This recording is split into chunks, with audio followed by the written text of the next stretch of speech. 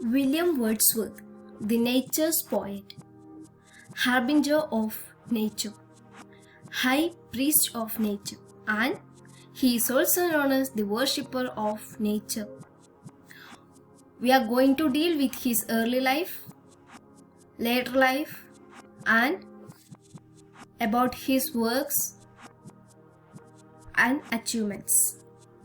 William Wordsworth was born on 7th April 1717 at Cockermouth in Cumberland, England, and was orphaned at the age of 15.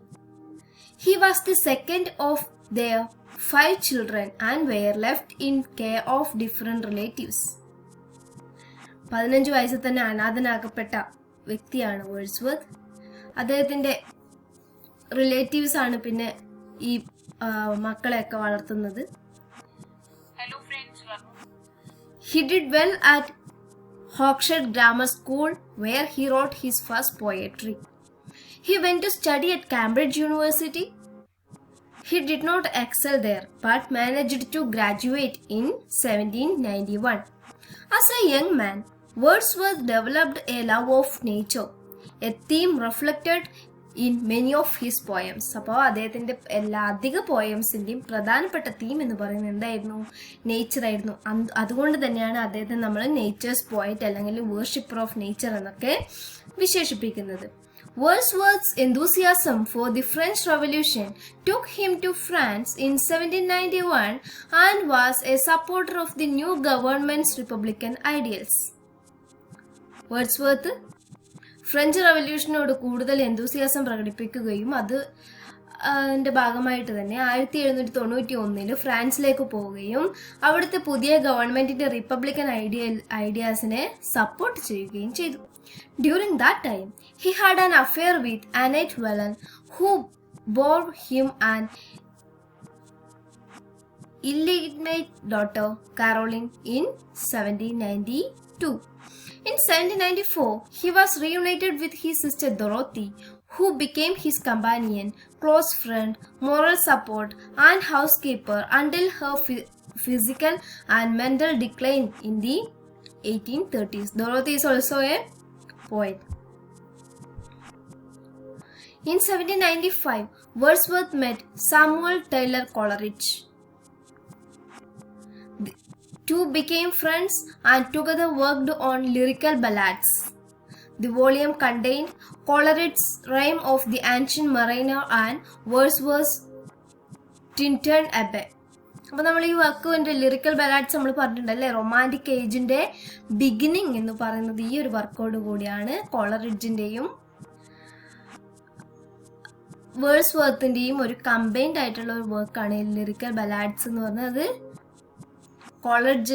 കോളറിഡ്ജിൻ്റെ rhyme of ancient mariner എന്ന വർക്കും വേർഡ്സ്വർത്തിൻ്റെ ടിൻറ്റേൺ അബേ എന്ന് പറയുന്ന വർക്കും കൂടി mix ആയിട്ടുള്ളതാണ് ഈ lyrical ballads, which was published in 1798. Romanticism take hold in English poetry.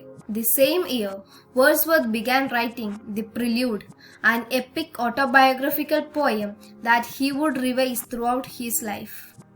While working on The Prelude, Wordsworth produced other poetry such as Lucy, I Wandered Lonely as a Cloud, and Odd Intimations of Immorality. In 1802, he wed Mary Hudson, who gave birth to first of their 5 children in 1803.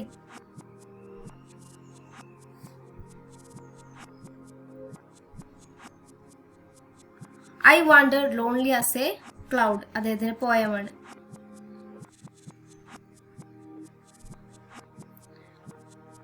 I wandered lonely as a cloud that floats on high o'er vales and hills, when all at once I saw a crowd, a host of golden daffodils, besides the lake, beneath the trees, fluttering and dancing in the breeze.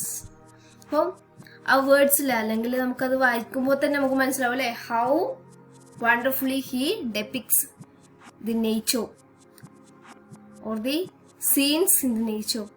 Continuous as the stars that shine and twinkle in the Milky Way, they stretched in never-ending line along the margin of a bay, 10,000 saw I at a glance, tossing their heads in sprintly dance.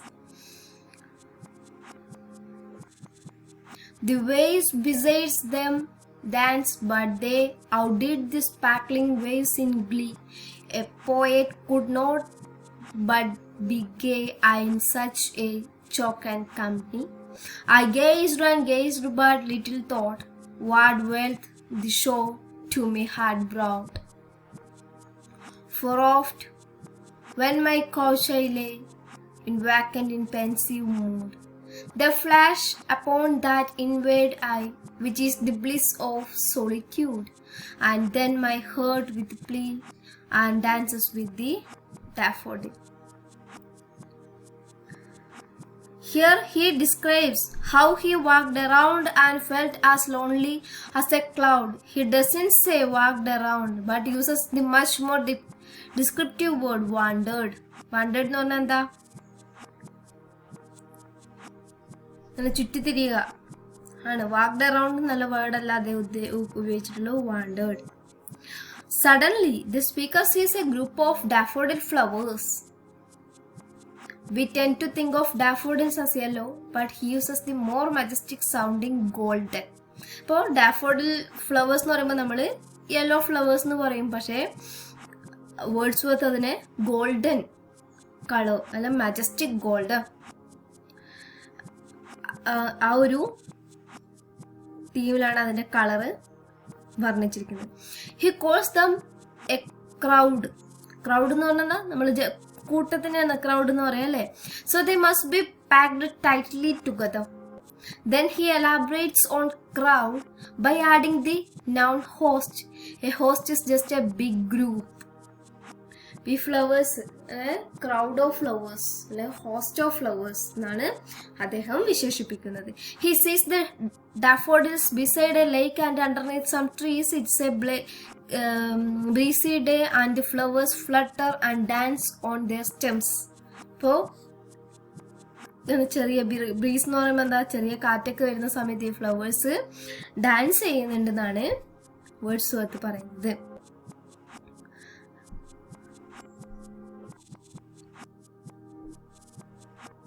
He moves suddenly into the future, back from the lake and windy wind.